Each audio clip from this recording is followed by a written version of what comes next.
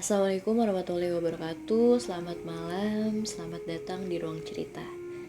Siapkan sebuah ruang dalam hati dan pikiran untuk kita bisa saling merasa, karena sedikit ruang bisa membuat tenang.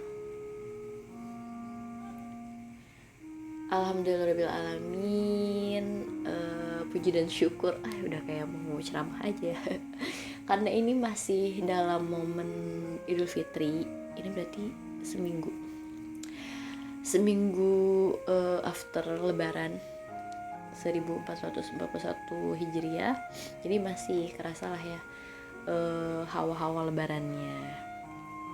Banyak juga yang masih silaturahim mungkin sama kerabat terdekat, sama sanak saudara. Itu pasti masih kental banget lah ya kalau baru seminggu mah.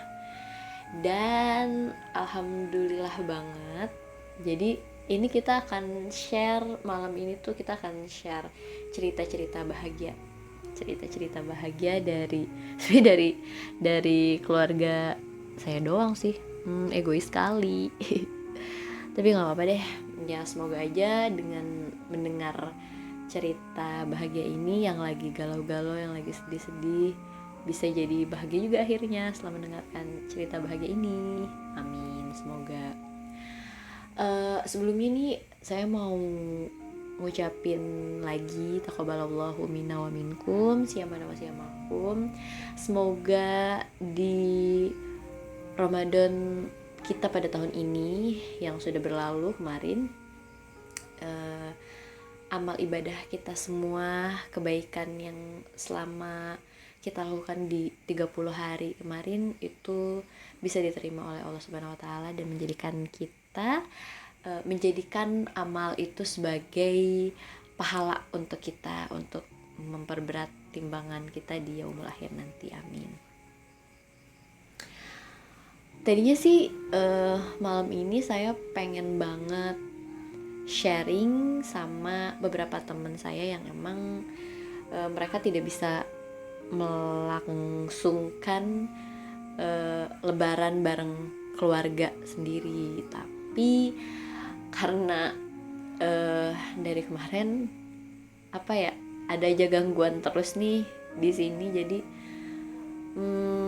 kayaknya mundur di minggu depan deh untuk sharing ceritanya. Dan episode kali ini kita ya akan membahas sedikit cerita bahagia aja. Jadi alhamdulillah banget, dari kemarin Allah memberikan kejutan yang gak berhenti-berhentinya untuk saya, untuk keluarga saya juga. Yang pertama, alhamdulillah kejutan itu datang kepada saya sih. Kalau dibilang akhirnya, belum akhir juga sih. Jadi saya bertemu dengan seorang yang baik hatinya, terus yang sabar juga, dan ceritain jangan ya. Intinya sih ada seseorang yang ternyata hadir di kehidupan saya, yang pada intinya orang ini baik banget, sabar banget, dan itu sih kayak sebuah kejutan untuk saya. Kalau saya pribadi sih ngerasainnya gitu, karena sebelumnya mungkin saya belum mendapatkan seseorang yang kayak gini nih. Jadi di Ramadan tahun ini saya tuh dipertemukan dengan orang yang saya juga nggak nyangka sih sebenarnya. Kok bisa gitu ya? Kok bisa jadi sedekat ini? Udah, jangan terlalu jauh kalau itu dibahasnya.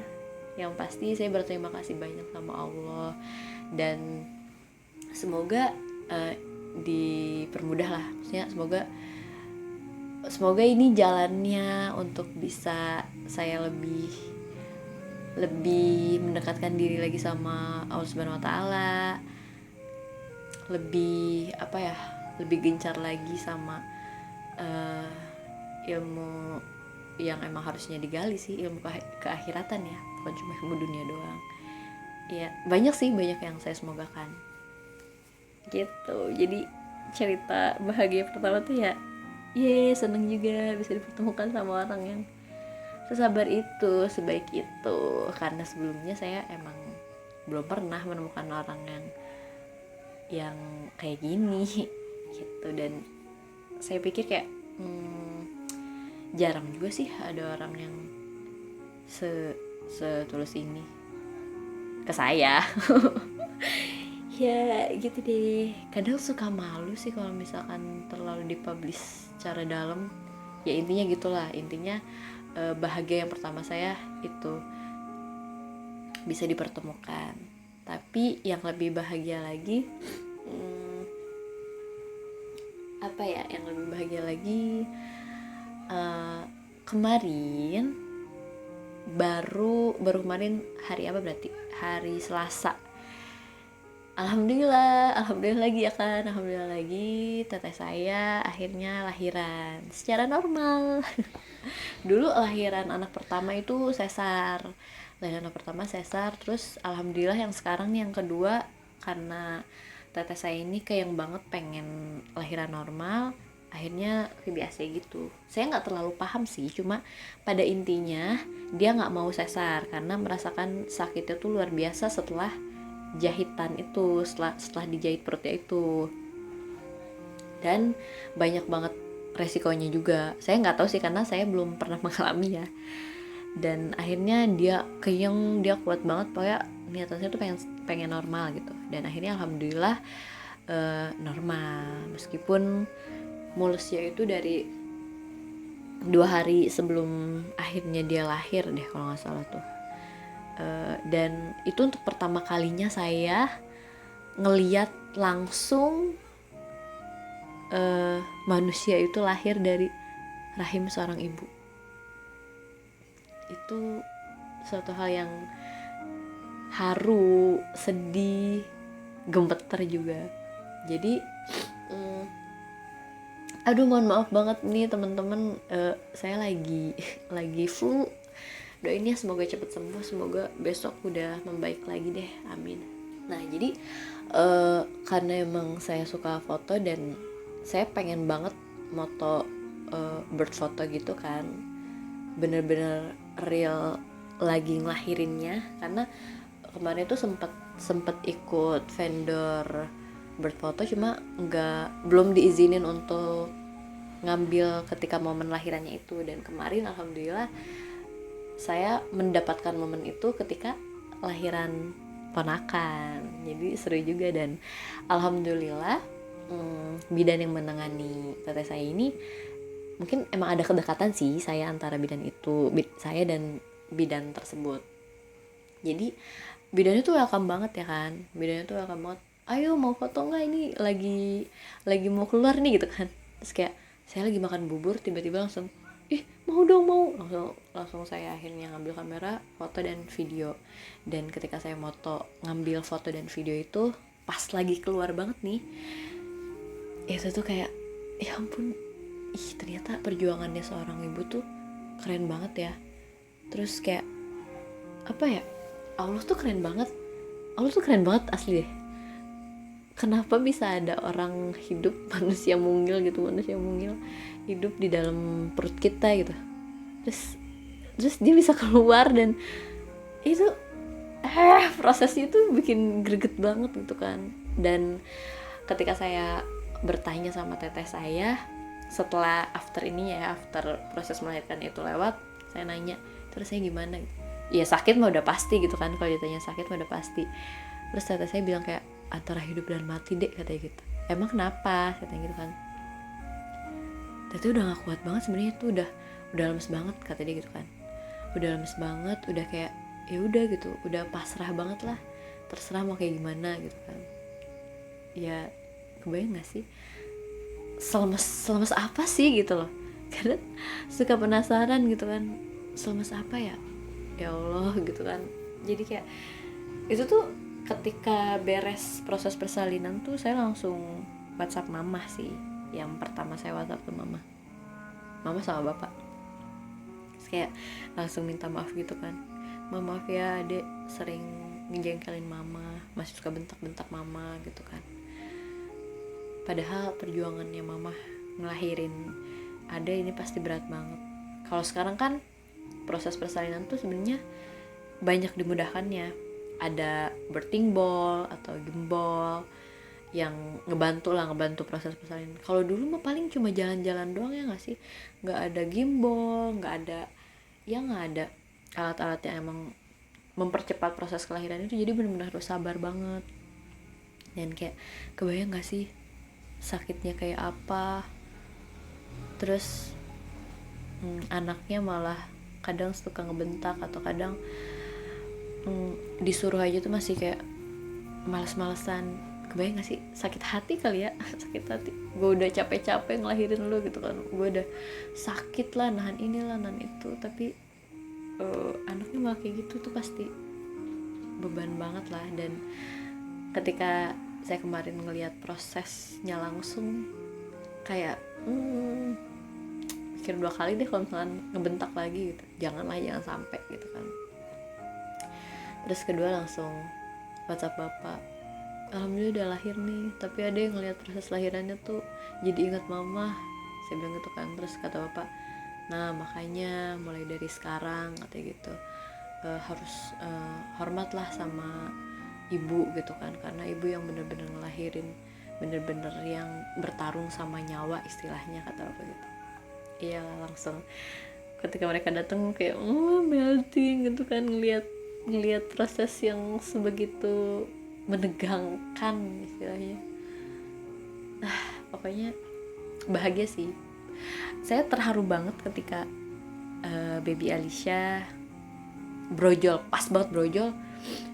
Itu momen yang haru banget ketika saya megang kamera lagi ngambil foto dan video tuh, kayak ngegeter terus sambil nangis gitu, karena saking gak kuat, haru banget dah, terharu banget. Kayak itu udah keluar gitu, itu yang kita cemas-cemasin dari semalamnya itu udah aja plong gitu kan.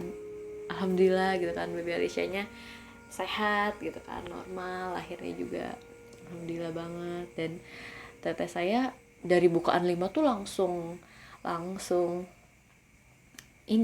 disuruh ngeden gitu lah. Jadi biasanya kan ada pembukaan 1, 2, 3, 4, 5, 6, sampai berapa ya, 10 ya kalau gak salah ya, gak tau lah pokoknya sampai bukaan 10 kali. Nah itu tuh pas bukaan 5 tuh nggak jauh gitu jaraknya, langsung brojol gitu kan. Itu momen yang wah nggak bakalan bisa terganti kayaknya. Dan ini first time banget untuk ngambil momen tersebut. Jadi kayak wow, kayak gini ternyata ya untuk mendokumentasikan berfoto. Dan wow, ini adalah kejutan dari Allah Subhanahu wa Ta'ala yang benar-benar bertubi-tubi lah istilahnya. Ya, lahir di tengah pandemi, melahirkan di tengah pandemi itu emang pasti nggak mudah dong, karena pasti pikiran kita tuh ya, pikiran orang yang melahirkan tuh udah pandemi gitu kan, banyak virus berarti kan di mana-mana. Terus kayak ya bayi gue kan pasti baru lahir kan, pasti masih lemah lah gitu lah istilahnya, pasti banyak ketakutan dong, takut inilah takut itulah. Cuma ya kita serahkan lagi sama Allah Subhanahu wa Ta'ala, ya mau gimana lagi gitu. Jadi bener-bener suatu surprise yang tidak akan tergantikan sih kalau menurut saya pribadi. Melahirkan di tengah pandemi, menikah di tengah pandemi, wow. Dan ya kejutan-kejutan itu benar-benar Allah kasih bertubi-tubi sama saya dan keluarga.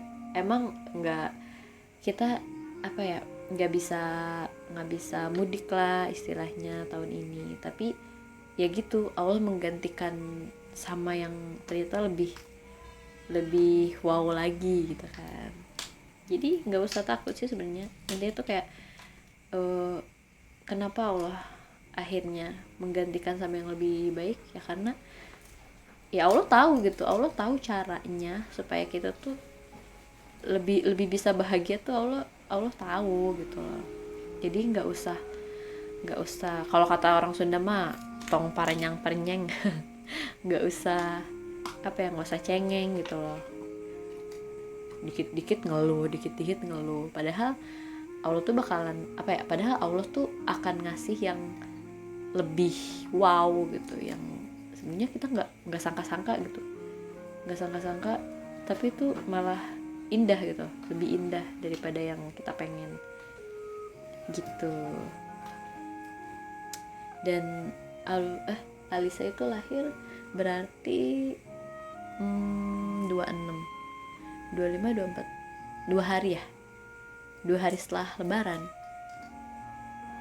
Jadi emang alhamdulillah banget sih, meskipun kemarin waktu pas Ramadan itu ya ada kabar dukanya juga, kehilangan saudara, tapi ya gitu kan, itu tuh bener-bener nggak disangka-sangka loh, nggak disangka-sangka akhirnya nemuin orang yang sabar, terus akhirnya dapat kejutan dari Allah, lahiran Tete gitu kan, jadi nambah anggota keluarga baru yang lucu banget, gemes banget. Nah gitu, jadi Allah tuh, kesimpulannya nih ya, Allah tuh gampang banget kayaknya untuk menggantikan gitu lah, menggantikan yang udah gak ada, terus Allah ganti nih sama yang baru gitu.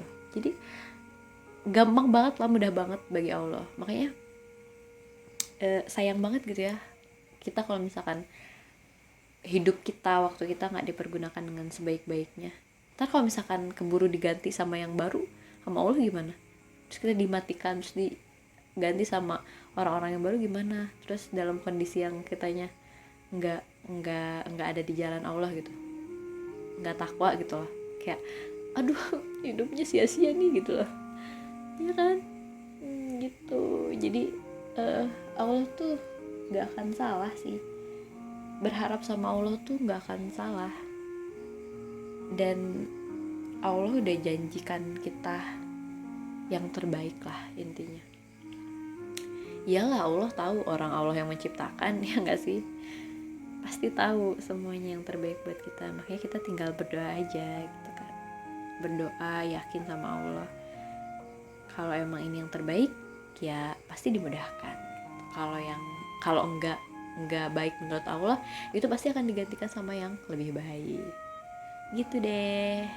Jadi cerita bahagianya itu ada 2, dipertemukan dengan orang yang sabar, dipertemukan dengan orang yang baik, dan dihadirkan baby Munggil, baby Alisha Hanania Prihapsari.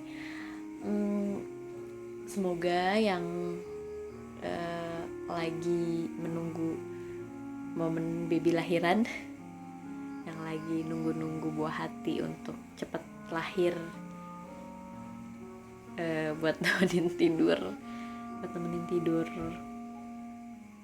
buat nemenin gadang di malam hari, semoga dipermudah, dipercepat proses persalinannya.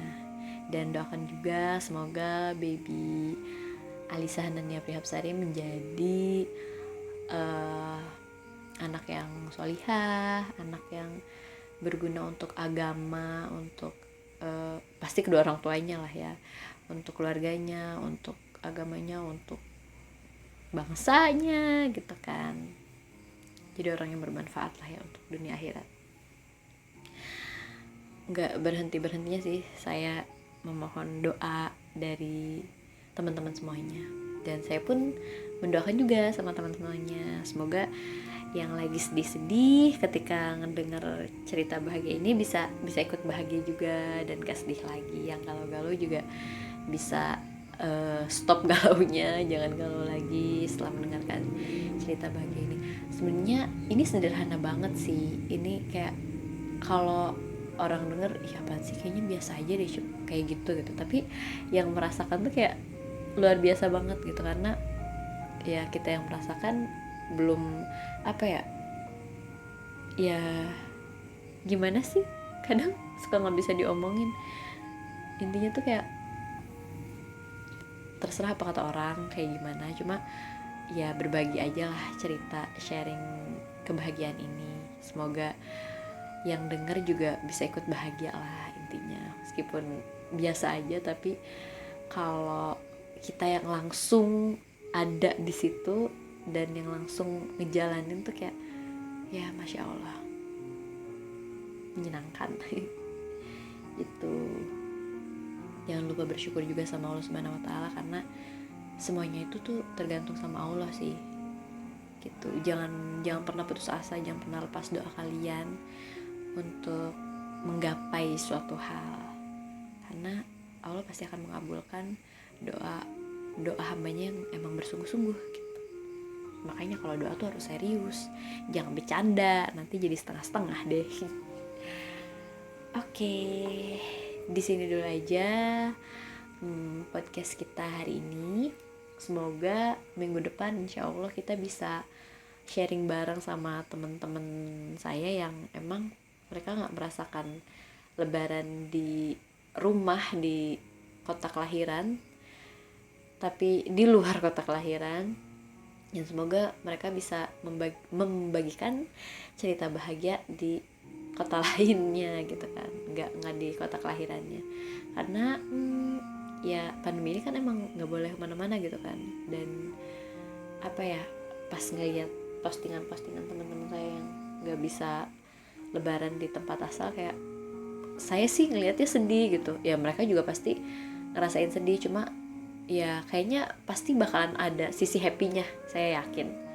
Nah oke, segitu dulu aja. Jangan lupa kita nggak akan pernah putus dalam berdoa untuk para tenaga medis yang lagi berjuang terus-terusan untuk menghadapi pandemi ini.